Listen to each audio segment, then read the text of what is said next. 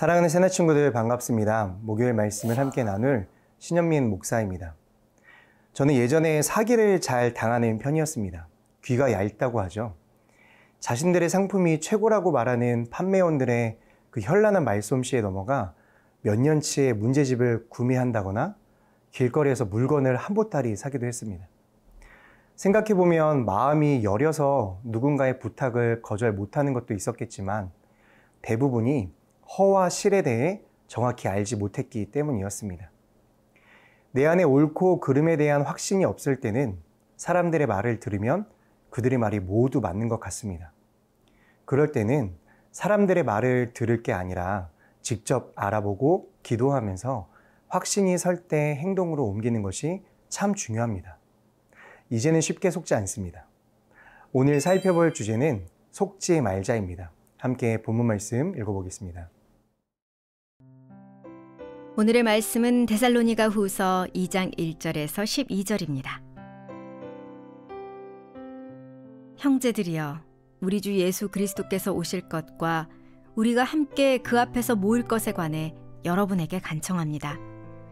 여러분은 영으로나 말로나 혹 우리에게서 받았다고 하는 편지로나 주의 날이 임박했다고 생각하고 쉽게 동요하거나 놀라지 마십시오. 아무도 여러분을 어떤 방식으로든 속이지 못하게 하십시오. 이는 먼저 배교하는 일이 발생하고 불법의 사람, 곧 멸망의 아들이 나타나지 않는 한 그날은 오지 않을 것이기 때문입니다.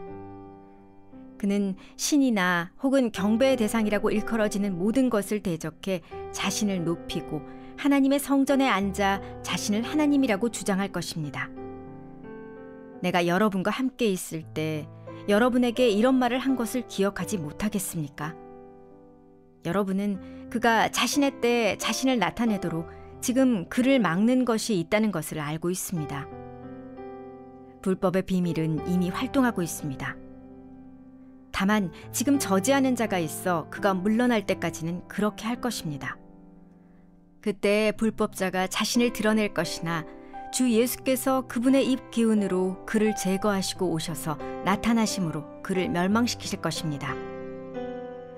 그 불법자는 사탄의 활동을 따라 나타나서 갖가지 능력과 거짓 표적들과 기적들과 모든 불의의 속임수와 함께 멸망받을 사람들에게 이를 것입니다. 이것은 그들이 구원을 얻기 위해 진리의 사랑을 받아들이기를 거부했기 때문입니다. 그러므로 하나님께서는 미혹의 영을 그들에게 보내셔서 그들로 거짓된 것을 믿게 하십니다. 이는 진리를 믿지 않고 불의를 기뻐하는 모든 사람들이 심판을 받게 하시려는 것입니다. 2절과 3절 말씀을 함께 읽어보겠습니다. 여러분은 영으로나 말로나 혹 우리에게서 받았다고 하는 편지로나 주의 날이 임박했다고 생각하고 쉽게 동요하거나 놀라지 마십시오. 아무도 여러분을 어떤 방식으로든 속이지 못하게 하십시오. 이는 먼저 배교하는 일이 발생하고 불법의 사람, 곧 멸망의 아들이 나타나지 않는 한 그날은 오지 않을 것이기 때문입니다. 거짓 교사들이 전하고 있는 그리스도가 이미 재림했다라는 미혹에 넘어가지 말라고 합니다. 그러기 위해서는 뭐가 있어야 할까요? 그리스도의 재림에 대한 바른 지식이 먼저 있어야겠죠. 1992년 10월에 어느 이단이 한 날짜를 콕 집어서 이날이 예수님이 재림하시는 날이다라고 주장을 해서 대한민국 사회가 발칵 뒤집어졌던 사건이 있었습니다. 사회뿐만이 아니라 적지 않은 성도들도 이 거짓된 주장에 미혹되어 온 재산을 다 탕진하고 두려움에 시달리면서 예배당 안에서만 지냈던 일들이 있었습니다. 삶도 신앙도 다 무너져 버린 것이죠. 그랬던 이유는 예수님의 재림에 대한 하나님의 말씀을 정확하게 알지 못했던 것이 큰 이유였습니다.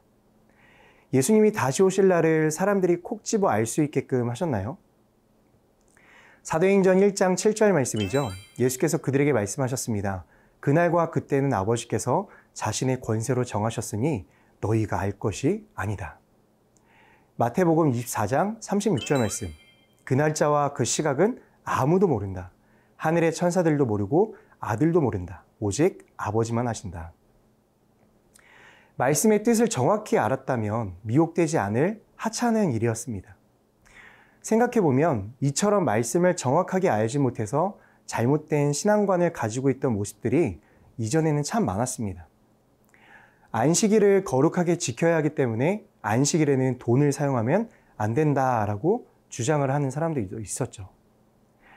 안식일에 밀 이삭을 잘라먹은 제자들과 병든 사람을 고쳐주셨던 예수님을 향해 바리새인들이 질타를 하자 예수님은 그들이 안식일을 잘못 이해했다고 하신 말씀이 기억이 납니다. 사랑하는 새나 여러분, 우리가 사단의 거짓과 세상의 미혹에 넘어가지 않는 유일한 방법은 바로 이 하나님의 말씀을 바르고 온전하게 아는 것뿐입니다. 오직 이 말씀을 기준 삼아 살아가는 여러분들의 삶이 되기를 축복합니다.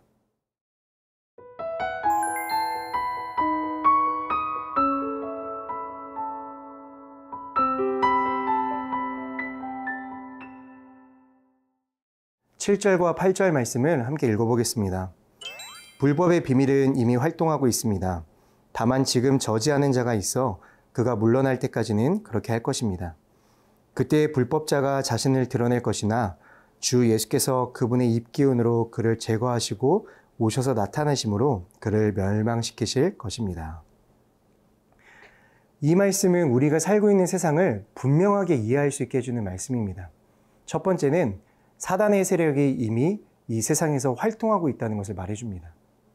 두 번째는 하나님께서 불법자, 그리스도를 대적하는 자를 막고 계시며 사단의 세력조차도 하나님의 허락이 없이는 활동할 수 없다는 것을 가르쳐 줍니다. 제가 예전에 군대에 있을 때 믿지 않는 선임, 후임들에게 가장 많이 받았던 질문이 하나 있습니다.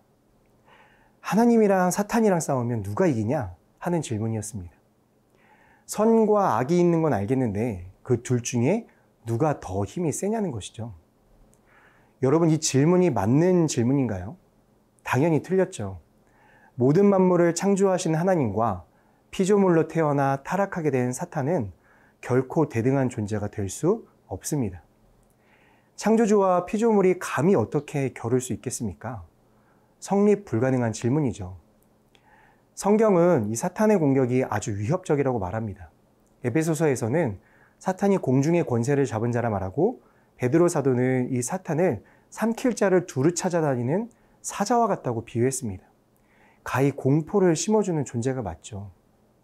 그러나 그럼에도 우리가 두려워하지 않아도 될 것은 이 세상 그 어떠한 것도 하나님의 주권 아래 있지 않은 것이 없기 때문입니다. 사단의 세력조차도 하나님의 손바닥 안에 있기 때문이죠. 욥기 1장과 2장을 보면 아주 잘 나와 있습니다. 이 서양의 옛말 중에 이런 말이 있습니다. 클린 바이블, 덜티 마인드. 덜티 바이블, 클린 마인드. 성경을 정확히 알기 위해 지저분해질 정도로 많이 읽으면 그만큼 마음은 깨끗하다라는 말입니다. 사랑하는 새나 여러분, 세상과 사단에게 속지 마십시오. 하나님의 말씀을 묵상하고 배우기에 힘써서 날마다 참된 진리의 말씀으로 승리하며 살아가는 모든 새나 친구들 되기를 주님의 이름으로 축복합니다. 세상 모든 만물의 주인 되시는 아버지 하나님을 찬양합니다. 오늘도 오직 진리의 말씀 위에 굳게 서는 제가 될 수 있도록 도와주세요. 예수 그리스도의 이름으로 기도드립니다. 아멘.